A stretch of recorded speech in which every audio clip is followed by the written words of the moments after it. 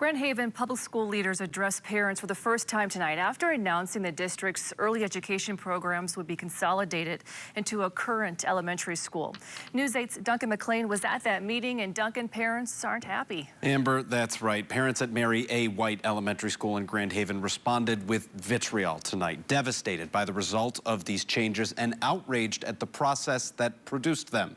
The administration, meanwhile, remaining absolute that this is the best way to address a steep budget deficit, declining enrollment, and aging underutilized facilities.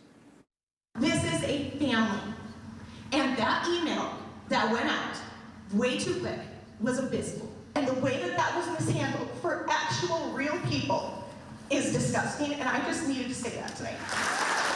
Parents of students at Mary A. White Elementary School sharing their concerns and the impact on their children of last week's letter to the community that their school would be shut down. And she asked me all these questions I had no answers to. So I just hope that you can appreciate that experience was traumatizing. I said, well, the younger kids, younger fives get to stay, but we have to go to new school. We can't stay here anymore, and it's just heartbreaking. Students News 8 spoke to, echoing the surprise. I'm kind of sad and bummed. I'm like, wait, why is this happening? At their first chance to address the Board of Education, district cabinet, and superintendent, parents came with questions about process, the district doing its best to answer. I do not have that. Was an analysis done under the same scenario for both of them? We looked at all the buildings, and we also looked at the proximity for early childhood. I would love to see numbers about what our class sizes are going to look like. Our targets will not change one bit. The district opened the meeting with a presentation painting a picture of the circumstances that led them to the decision. 1,000 fewer students in the district than 10 years ago. Buildings projected to fall below 70% capacity and an average age of 62 years old. Finally, a budget deficit of $5.5 million.